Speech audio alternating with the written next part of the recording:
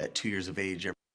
Connor, his first year and a half, he was on task with every milestone, his developmental phase, everything was right on track, right on task, and there were no issues whatsoever. He was just really, as he grew up in his early years, really like our other two kids. You know, he would talk to us and he would interact with us, show a lot of emotion, play with other friends. His first year and a half, at 2 years of age, everything changed. The only thing I could really explain was almost like a bad car wreck, where one day your child's one way and another day he's another way, where he would give us a hug and a kiss and show a lot of emotion.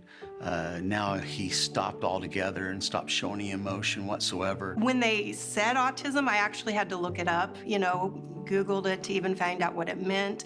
I think for me, receiving the diagnosis when he was so young, it was just like, okay, we've got a lot of time to figure this out, to fix this. I remember during that time, the enemy just came in like a flood, you know. As I was driving home, he would say, Craig, your child's not gonna be like your other kids. He would say, you're gonna deal with this your whole life. He'll never accomplish anything, you know. As the enemy was speaking these things, I remember all the messages that our pastor would speak. And I started to speak those out as I was driving home. And I remember driving up the driveway and I ran up to my son's room and I picked him up. And I said, you're not a victim, you're a victor. I said, you can do all things through Christ who strengthens us. We literally became prisoners of hope during that time. And the cool thing about Pastor Joel is he lives this life of hope. And so we were listening to everything that he had, and it was more like hooking up a fire hose. And we were just, it was just a gush of hope every week. And for families like mine, that's what we're looking for. One time that I was in the store with him by myself, and we had got to the aisle where you go to check out, and there's all the candy and the gum and all the trinkets, and he had just got an armful and was wanting all of it. And so I had told him, no, you know, you're gonna have to put it back. So as I'm putting it back, he's taking it off, and it became a physical, you know, battle to get through the aisle to get my groceries. And I got to the car and just physically exhausted, emotionally exhausted. And I just remember calling my husband and I just said, I don't know if I can do this anymore. I've tried. Probably one of the lowest moments, you know, my life. As I was driving, I had one of the most intimate conversations I ever had with God. I just asked God why. Not why we had our son, because we loved him very much, but why is he struggling so much? And I'll never forget what God spoke to me. He just said this. He said, Craig, your child is not a burden. Your child's a gift. You're looking at everything that's wrong with them.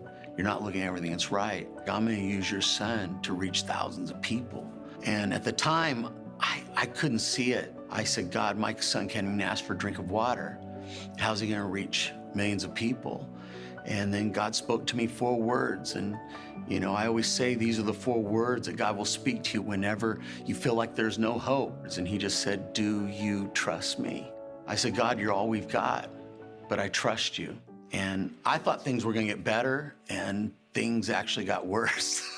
You know, the meltdowns got worse, the struggles got worse. And Connor was at this time about 5 years old, and we had dealt with this for 3 years of him not speaking. And, but all of a sudden, one night, my wife came calling from upstairs and she said, Craig, get up here, get up here. You're not gonna believe it, you gotta come listen to this. Kind of was like mumbling, and I was like, what'd you say? And then it kind of got clearer and clearer. And so I went over to his bed and I'm like, tell me, you know, say it again. And it was the entire, this is my Bible. I am what it says I am. I have what it says I have. And I can do as I can do. They're not our top of the word of God. Before we can fist, my eyes is the word. My heart was accepted. I will never be the same. I will bow to receive, irreconcilable, everyone will see the word of God. I will never be the same. never, never, never, I'll never be the same. In Jesus' name. Amen. We didn't know how it happened, but we found out that, you know, we were bringing home these messages of hope on DVD. Little did we know, Connor was taking the DVDs up to his room, and he would put them in his DVD player, and while he played, he would listen to every message over and over again. It didn't matter if the message changed, that declaration was at the very front of it. And it became the first words they spoke, and we knew it was a miracle of God because he could have learned anything. He could have learned a Disney movie, anything. But it was from there that the speech did come and the language did come. And I think that just gave us that confidence of, okay, he can do more than we know. And when Pastor spoke about the miracle, that video went viral. And people began to send us messages from all over the world saying how our son and his miracle had touched their lives. And right away, the prophecy was true, you know, that millions of people were hearing Connor's testimony. But one day I was walking through Lakewood Church, and I was walking by the kids area, and God just stopped me again. It was a second intimate conversation. He said, Craig, look at what you're doing for typical kids. He said, it looks like Disneyland. He said, but look at what you're doing for special needs kids.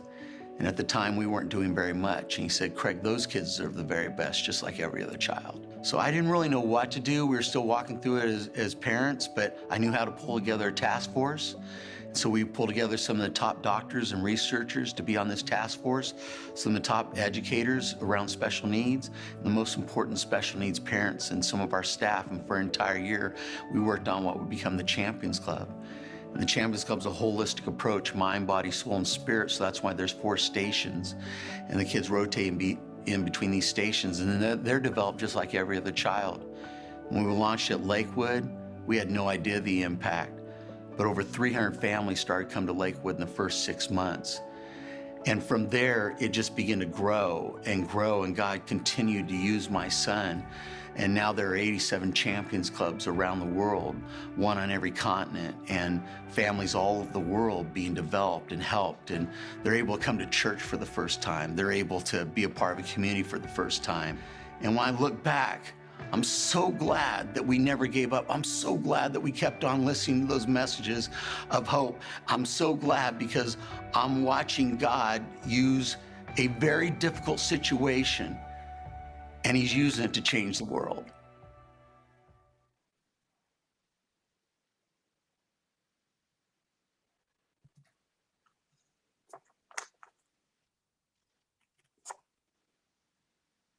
So you hear quiet and silence as I introduce my friend, Pastor Craig Johnson, Associate Pastor of Lakewood Church in Houston, Texas, and founder of Champions Club. And that quiet is because we say in our shared scriptures, the kol demama daka. In English, the still, small, silent voice. That is the voice of God. For those of you who just watched this video of Connor, I think we don't hear the still small voice, but that is a witness of seeing that still small voice. Pastor Craig, it's so great to have you virtually for our community tonight that's watching both in Los Angeles at Sinai Temple, in Lakewood Church in Houston, Texas, also around the country, for those joining on the webinar as well as on YouTube. This conversation is really called not just Champions, but Special Needs in Faith Spaces.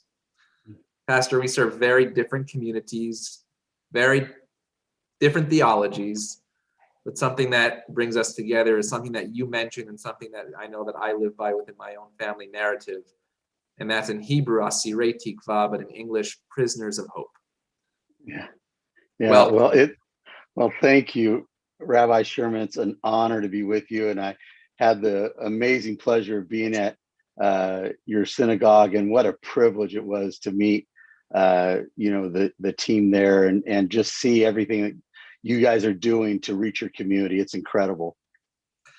So let's talk about this passion that was given to you. As you said, I love how in that the honest words in that video that you said things would get better and then they got worse.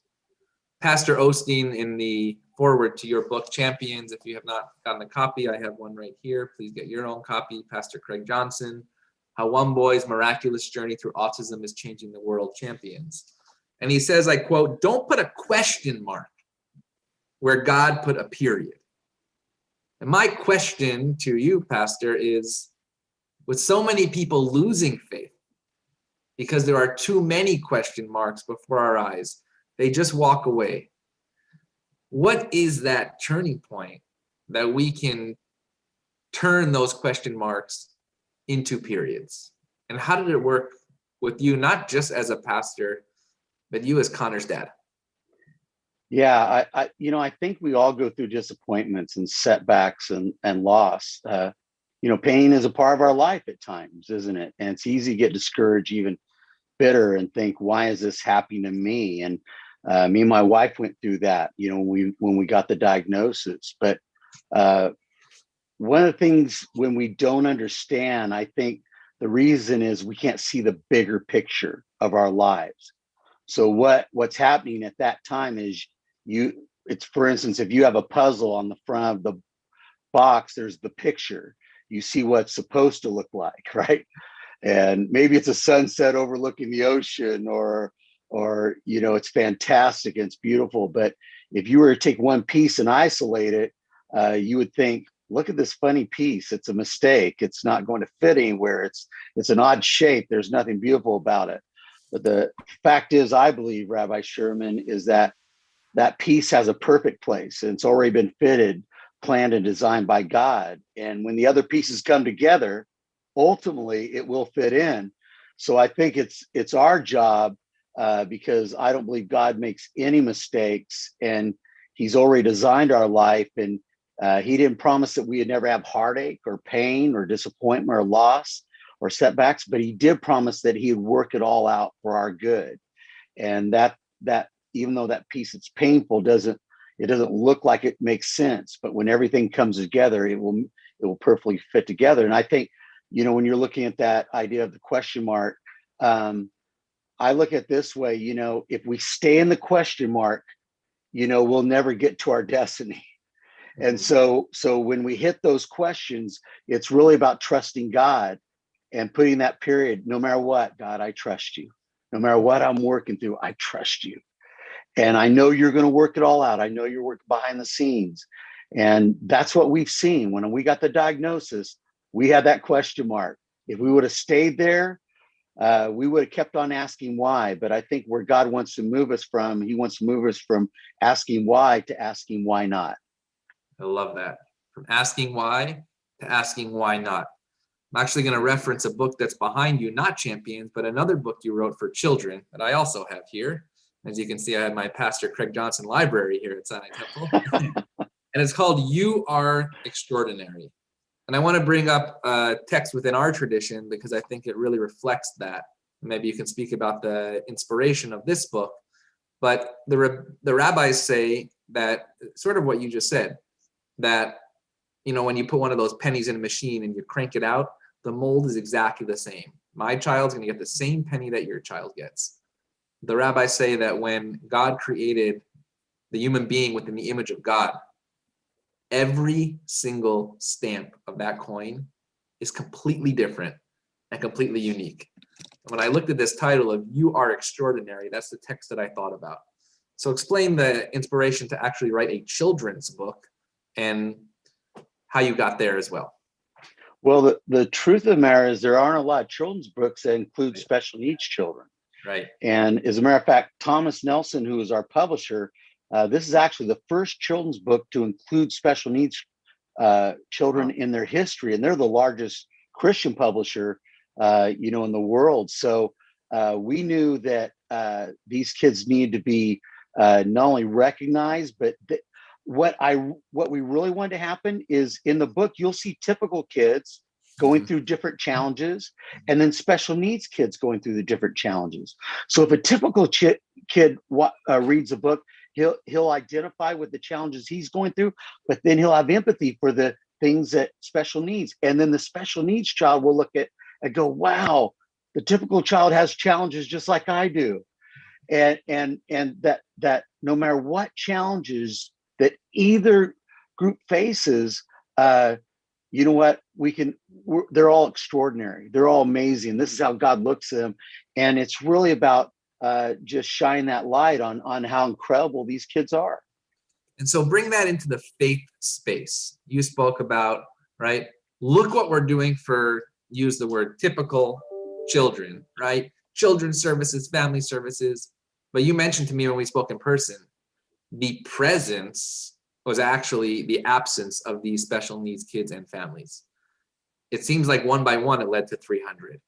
Take us there from that moment when you said, yes, a child, a family can feel part of a faith community, even though we might be different than the person next to us. It went beyond your wildest dreams, but take us to the beginning and how you got just 1, 2, 3 kids in there. Yeah, well, I remember, as I shared, just not really knowing what to do. What we did notice was this. We noticed that special needs families were not coming to church, and they're what's called shut in. And what happens is that they already feel rejection. They already feel a sense of not being included. They probably tried to come, at one point or another. Maybe they've tried to come to synagogue, or maybe they've tried to come to church, whatever it might have been. And it's not that the church was unkind, although that can happen, right? Because they don't know how to handle it, but they just don't know what to do. And so we said, man, if there are families like mine that it can't come to church and, can't experience a community and acceptance, then there must be so many more families. And of course, with the rise of autism, autism has grown over 300% since the early 80s.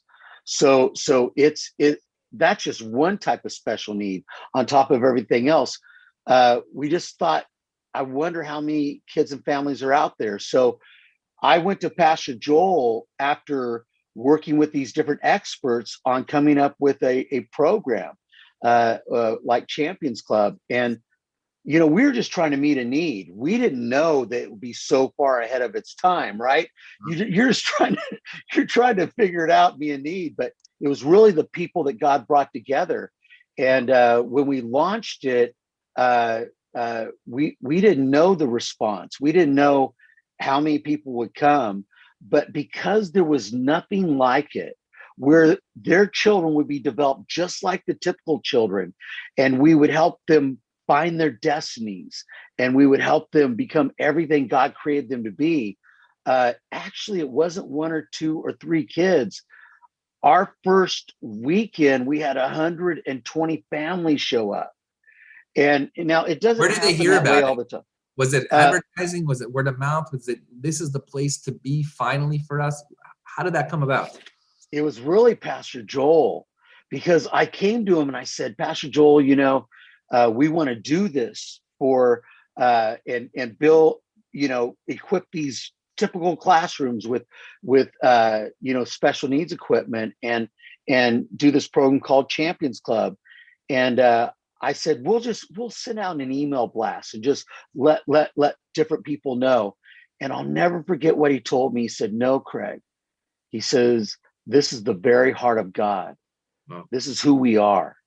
And he says, I want you to stand in front of Lakewood, and I want you to stand in front of people online and over the TV audience. And he said, I want you to present this, because I believe that favor will follow our church when we begin to reach out to these kids and families. And I'll never forget it. We were in front of 40,000 people. And I said to the watching audience and the people that are there, I know you feel forgotten. I know that many times you're overlooked, and many of you are shut in, and you've never had a program that fit your kids where you can come and be a part of a community and volunteer and give and share.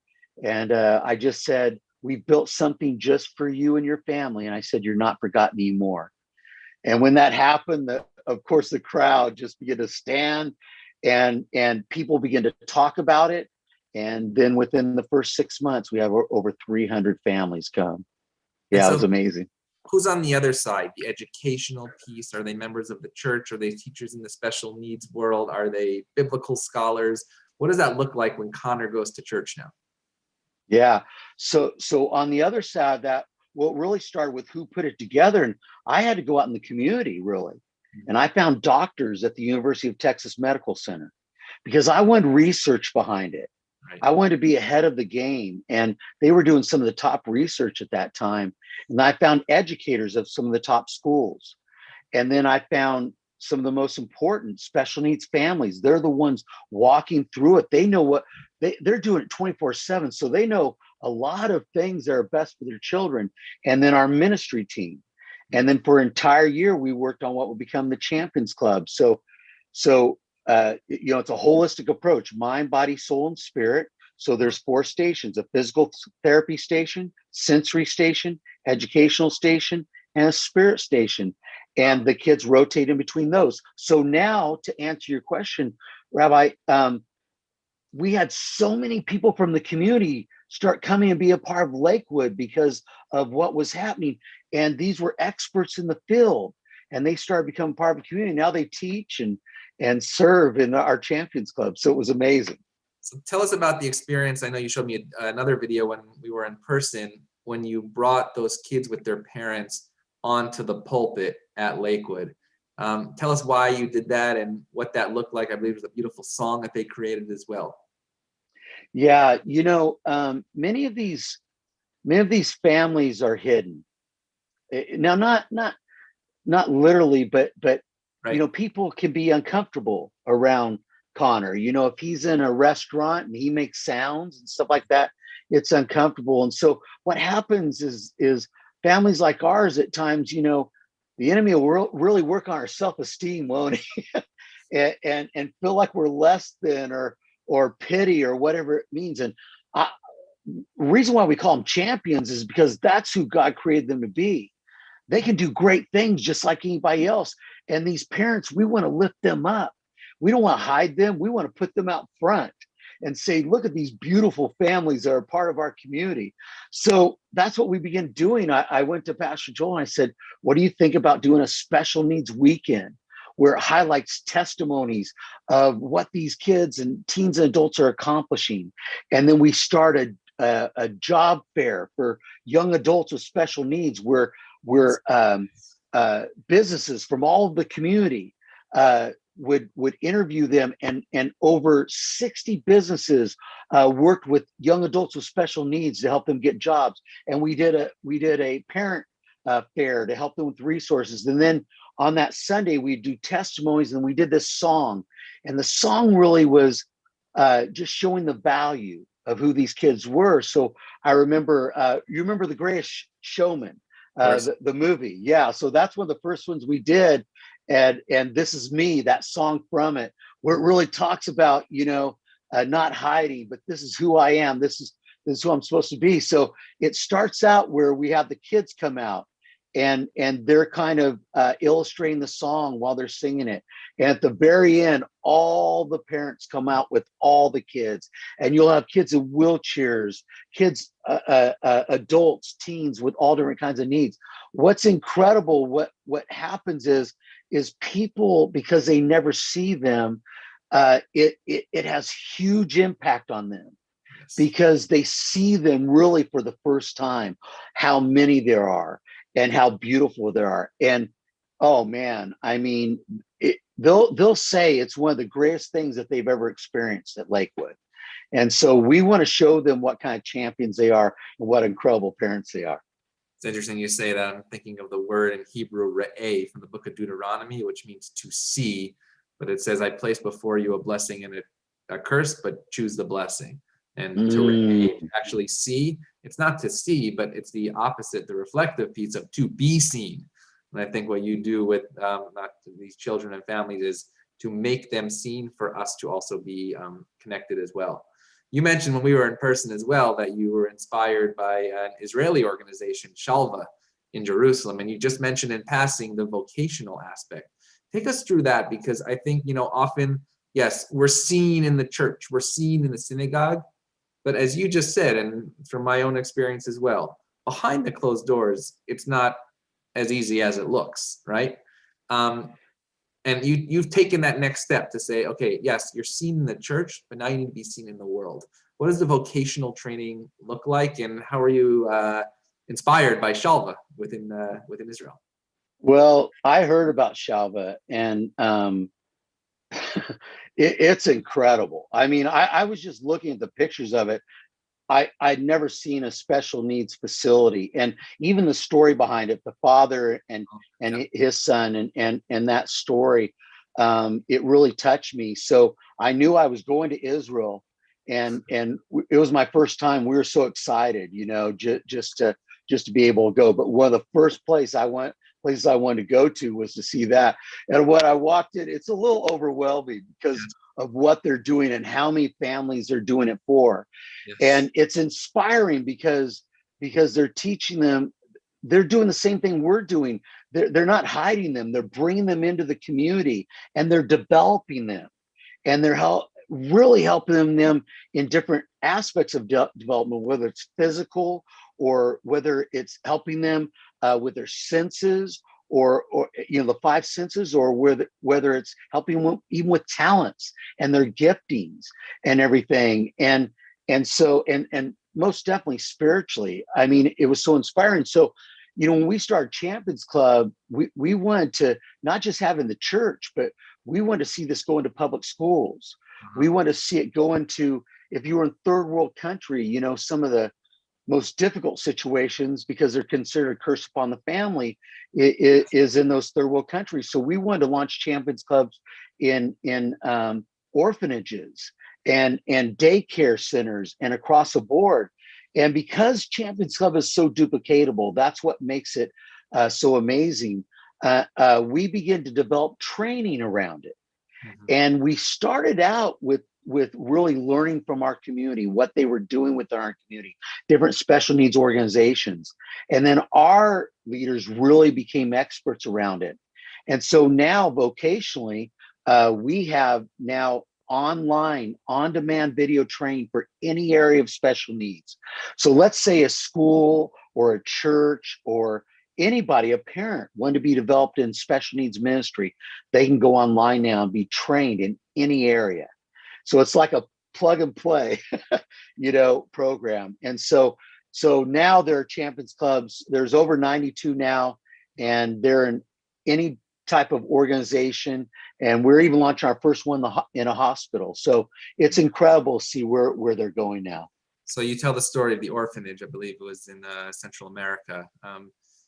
I remember reading that, and with tears in my eyes, explain as you went into that very different life than you're living in Texas, and you see that, and the fact that you take Connor's story, you mentioned touch millions of people. That's not an exaggeration. That's real. What does it look like in an orphanage in Central America using the same principles that you received the gift of God in Champions in Lakewood to bring to something like that? Well, in an orphanage, this will be the farthest place that you would think that special needs program would be in, because of the stigmas around it. Yes. And how the community views it, and how even their own families view it. And we've seen launching those in orphanages, how it breaks down some of those stigmas. And so, for instance, I remember being in South America, and we were actually, this one was going to be, they're going to launch it out in orphanage, but they're going to start in a church. And I walked up to the church, and they were lined up outside of this church. And I tell Pastor Joel, it's the only time I ever felt like Pastor Joel, because nobody knew me, right? But they were lined up, and I said, why are they lined up? And they said that special needs families and organizations all throughout Argentina had caravan from all over the country to come, because no one's ever spoken a message like I was going to speak that way. And that blew my mind, that nobody's ever spoken about special needs, and how God, they're a blessing and not a curse, and God loves them. And so I'll never forget this, Rabbi Sherman. When I would speak, when I would go off the platform, I would go down. I couldn't even get through the crowd because these parents would hold their kids or they would will their family members up. And they kept on saying this same phrase over and over again. And they'd want to take a picture, or they want me to, just touch them or whatever. And they would say this over and over. I said, what are they saying? And the parents were saying, you're the only one that speaks for us. Oh my gosh. You're the only one that speaks for us. And it just showed me, it's not me, obviously. It's just that the message they've never heard anybody speak for them before. And when I read books like Your Father's, I mean, that's a book that's going out speaking for families like ours. And when we write books or we do things, I realize the importance of it. And we need more people speaking about, more parents. But it was just so powerful experiencing that. So it's interesting that you say that. I want to come back to that in just a moment. I just want to, those watching on YouTube or the webinar here, you can put a question for Pastor Craig Johnson in the Q&A, or on YouTube, you can write that question and we'll also be able to answer that or comment as well. You mentioned, I love that, right? Nobody has ever spoken for us in the day-to-day lives, as you and I know, and so many, right? There's no time to speak for our own. We need somebody often to speak for us. And it was fascinating because when my dad wrote his book, The Broken and the Whole, we sort of went on a father-son theology speaking tour to different synagogues and churches. And what was so impactful was not our story, but it was the stories like you just said. And it's unbelievable that you've had the same experience, right? But it makes sense. It was all the stories that were coming back to us that were never told, that were never written, that were, as you just said, unseen. And to be able to unveil those stories to us was one of the biggest blessings that we have had and continue to have as well. So, well, yeah, go ahead. Let me see this even with your dad. I'm reading your dad's book right now. And I mean, they're like heroes to me now. I mean, they're such an inspiration. And I'm reading with my wife, and what inspires me when I hear stories like your parents is, man, my problems don't seem as big with my son with autism. And look at how they just persevered, and not just persevered, but man, they loved your brother. You guys celebrated him. He began to use his talents in painting. And I go, man, my son could do some of those things. Look at all that he overcame. And look at my son. That's why these stories need to be told, Rabbi. It really does. So our motto is from the Psalms in Hebrew, Zeh Hayom Aseh Adonai. This is the day that God made. Let us rejoice in it. And it seems so cliche, but when you practice it, it's real. Taking that motto, what are you rejoicing in today? You know, I'll tell you, I'm really I thank God for every day that we have with our son. And one of the things I'm rejoicing in is when we got that diagnosis many years ago, many families become victimized by the situation, and you understand it. But I think I remember back, and it's kind of right here, even on your worst day, you may become someone's best hope. And I found that out because instead of looking at my situation, we begin to help other people. Yes. And we begin to reach out to other people. And you don't have to do it as big as Champions Club. Right. You don't have to do as big as what your parents did, but just an encouraging word or coming along somebody's side. And one of the things I'm most proud of is we didn't get victimized by it early on. And now today I can look at all that God's done because we weren't victims, we became victors. And how that happened was we began to be good to somebody else when we were going through our storm. And I put it like an eagle, an eagle, when it's in the wind and rain, it doesn't stay in the storm. What an eagle does is it spreads its wings as wide as it can. And then the wind lifts it up out of the storm where it's peaceful and beautiful. And when you're good to someone else, when you're going through your storm, you're like the eagle spread its wings. And then God raises you and then you get a different perspective on your storm. And I think if you ask me why I'm proud, of course, I'm proud of my family. I'm proud of my kids. I'm proud of that, how much they love God and they're serving God. That's the greatest thing. But I'm really proud that I'm really thankful. I give thanks to God that He helped us in that time to not become victims, but victors, and we were able to help other people.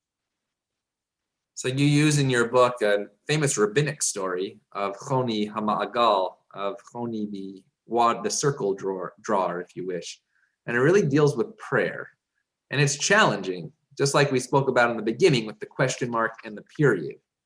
And you speak about bold prayers. But the question also that I know as a rabbi, and I'm assuming as a pastor you often get, is what happens when that prayer doesn't work? When it works, we call it a miracle. But when it doesn't, how do we discover, or how do we try to find the next prayer?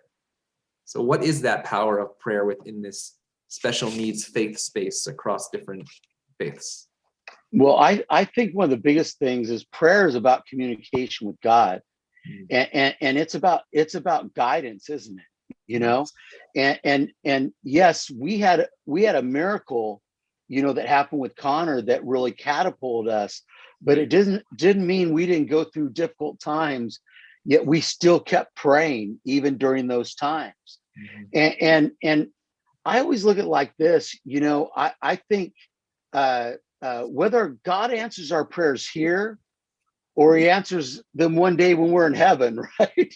You know, wherever it is, it's about relationship with God, and that God is answering prayers. Here's the thing, though: we just don't see it all the time. Right. For instance, I call them ordinary miracles, right? Yep. What one may see as ordinary, another may see as a miracle. Absolutely. So if your parents could identify with this, if you can have a conversation with your child, you would look at that and go, wow, that's pretty ordinary. Yep. But for me to have a conversation with my son like that, that would be a miracle. Yeah. So it doesn't mean that God's not doing miracles as we're serving Him, as we're praying, as we're talking. He's doing miracles all the time. It may not, and we've got to notice the unseen ordinary miracles before sometimes God will do the big miracles. And that's what I notice when I pray these bold prayers. It doesn't mean God's not working, because He is. He's doing, man, that we have life today, that we're alive. You know how many people would love to be alive today? Look at COVID and everything that happened. So I keep on praying those bold prayers because I let go of the past. I celebrate what God is doing today, and I trust Him for my future. Yeah, and offline we spoke about before, today versus vision. And the word in Hebrew is hayom. And on our highest holy days, we keep saying the word hayom, hayom, hayom. It's about today, today, today. And most people say, well, what about tomorrow? And it's interesting because let's give you a little teaching that I love. In Hebrew, it says hayom harat olam. And in English, they often translate it as today is the birthday of the world, but that's not really what it translates to. It really translates as the world is pregnant with possibility. And I think the identification or the definition of a bold prayer is, how can you see the world pregnant with possibility, even with, you mentioned COVID. I mean, this year it's just, the word is insane, right? And I mean, at the same time, we met this year in a reason that probably should never have happened, but we met, and we're doing this program because these two stories connected us in very deep faith narratives as well. So I want to ask one last question, and that's about healing. In the scripture, Moses, when his sister is afflicted with leprosy, in Hebrew it says El Na Rafanala. We say it's the shortest prayer in the Bible, and it simply means God heal her. What is a healer today, and how have you seen healing within the world of champions? Yeah, I think healing comes in different forms, doesn't it? And the most eloquent prayer I believe is that prayer through hands and through your words that heal. And if you know, I look at different scriptures, you know, and I notice that, you know, healing can come in so many different forms. An encouraging word, giving of yourself, giving generously to people, taking responsibility in your situations and caring for people, giving that gift of kindness. You know, many times we think of healing as something that miraculously takes place, but you know, I see miraculous things happen all the time. You know, when people are when we find ourselves bearing other people's pain, and we bring them hope, I think we become a healer to them.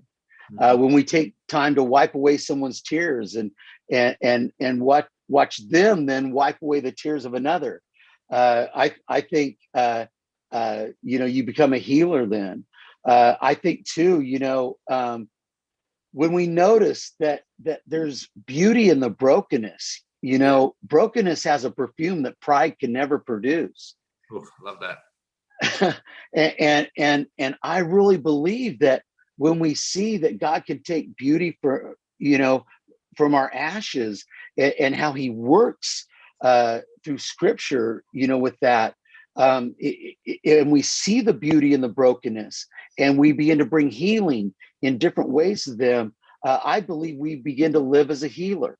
And most of the times, you know, we believe in prayer, and we believe in praying for the sick and all those different types of things. But when I look at how God uses me as a pastor to heal, it's through so many different forms.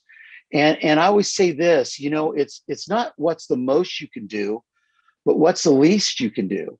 Oh, yeah. You know, half a loaf of bread is better than no bread at all. Yes. And Yes. I heard somebody say this: a hero is someone that lasts 10 seconds longer than someone else, you know, that is there for people. And I look at it this way, you know, every day, can I send somebody a text and just encourage them? Can I give somebody a smile today? You know, can I write somebody a few words of encouragement? Can I bless somebody a day? Yes. There's so many ways that we can bring healing in people, and I believe that's some of the ways you can do it. There's a couple of comments that I want to just read publicly because I think they're important. There's somebody who's within our audience or really community tonight who is a parent of a son with special needs and also teaches within the Jewish world as well.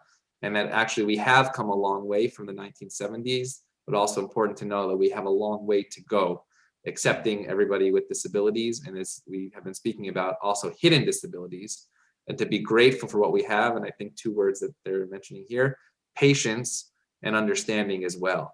And I think, right, I think of what you said, it's the least that we can do. I remember when my brother was in middle school, he went to a public school. In fact, because the religious institutions where we were living could not, I don't want to say could not handle the needs, but didn't know how to. There was nobody to share that story. And I remember going to physical education as a quadriplegic, and the teacher said, "You can sit on the side." And my mom said, "Actually, we're taping the hockey stick to his wheelchair and he's part of the team." And yes, it was amazing because it was a school where most of these kids actually had other challenges in their lives. And they're like, well, why wouldn't he be part of the hockey team just like me and him? So yes, I love that. It's not about the most, it's about the least. There's also a comment about the disability community being 29% of the population, actually being one of the largest minority, but also policies within churches and synagogues and government that sometimes doesn't work as well. Have you, and I believe you dabbled in the government aspect to help with policy, is that correct? Yeah, so I've just, I want to have you say it. yeah, no. Okay. I've just been, I've just went on a committee. It's called the Interagency Autism Coordinating Committee. And we're actually the first faith-based organization on the committee, Champions Club. So it's a miracle, but it's based off the $2.8 billion Autism Cares Act. And this committee really helps recommend to Congress and to the president where different funds go. And so I really feel it's very important for for families, for people like myself, and for the faith-based pastors, leaders, rabbis, churches, synagogues across the world, to really be able to stand and speak for these families. And so this is a huge privilege that God's opened up the door for me. And so it's really big. And even when we launch the Champions Club, what's so important, we don't just launch it for the church, we let the whole community know. Love that. You know, if the mayor shows up, you know, we've had the mayor show up, we've had different senators show up because there's just nothing like it. And so when they come and see what the church is doing or what a public school is doing to help special needs, and they use Champions Club as a vehicle, it really does what you're talking about right there. So someone asked if within the West LA area, there's special programs within synagogues for special needs. Absolutely. Synagogues do that. I can only speak for our own synagogue. We're very blessed to have, as I showed you the poster on the wall, the Beit Bracha, which means house of blessing, that every child will have a Jewish education according to their needs and really have the rite of passage. And I can tell you, we've done many, many hundreds of bar and bat mitzvahs when a child turns 13. And there's none more special and impressive than, actually reminds me of Connor when he's in his room and the words that come out of his mouth are that blessing that is said at the church each week. I only wish he could teach our bar and bat mitzvah students their scripture readings each week as well as Connor does, but to not just hear, but to understand. I remember actually my mom just told me the story that when my brother was going to have his bar mitzvah, and I started with the still small silent voice, she was so nervous that when he got up there, it wouldn't be as practiced. And my dad told her, whatever it's going to be, it's going to be. And that's what it should be. And I think that's a beautiful lesson, not just for the special needs community, but actually all of our faith community, that we talk about conformity, but I go back to your children's book here, and each one of us, you, me, all of us, we are all, as you mentioned, extraordinary in an ordinary way as well. So I want to have you say the last words. I just want to give you gratitude and blessing for this partnership. We were blessed to have Pastor Joel speak to us with Rabbi Wolpe several months ago. And when we heard, based on your special needs Champions Club, that you were going to be in town, our Sinai Temple program director, Rebecca Small, said, you need to meet Pastor Craig Johnson. And we met, and we hope that this is the beginning of an amazing partnership and relationship within our faith communities as well. So to conclude, what would be your Champions closing line for us at Sinai Temple, but since we're in a more global audience right now, what are our next steps as we come out of COVID, as we're beginning to see this light of day? Where does Champions take us in the years ahead? Well, you know, I think of this all the time. You know, some people look at brokenness as something that needs to be fixed, but God looks at brokenness as somebody ready to be used. And I really believe that these kids, teens and adults, they're ready to be used, not just valued, which that what one of your parishioners said, that is very true. They need to be recognized, understood, valued. That's a big part, and we've got a long way to go with that. But that they can also do great things. And I do know this, and I think we talked about this, Rabbi Sherman, you know, they may not have all the physical gifts, and some may not have all the intellectual gifts, but every one of them have spiritual gifts. Yes. And I'll never forget, I just want to close with this, just talk about how God uses these kids, and how I believe that through Champions, through partnering with amazing works like yours, that God can really use them. And I'll never forget sitting with Connor. I like to take him out to eat, and I'll take him out to eat, and I try to have a conversation with him. And I'll never forget this, when you're talking about spiritual gifts. And I said, Connor, what do you want to be when you grow up? And I'm thinking Connor's going to say, he loves Pastor Joel. So I'm thinking he's going to say, Pastor Joel, or a singer, maybe a fireman. I don't know what he's going to say. And without hesitation, he said, grateful. Oof.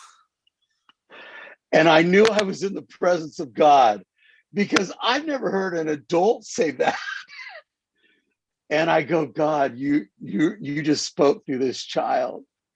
And that I believe these kids can speak things that no one else can speak, that they can touch people's lives like no one else can.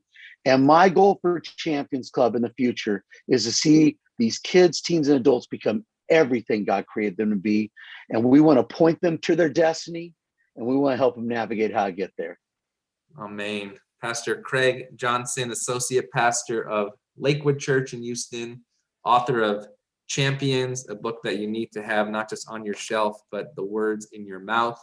I'm going to conclude with a blessing that we say each and every Saturday.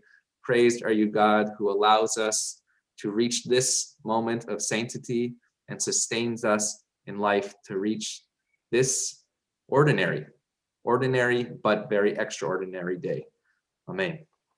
Amen. Pastor, so great to see you. Hope to see you in person shortly again, and we'll be in touch. Thank you, everybody. Thank you so much.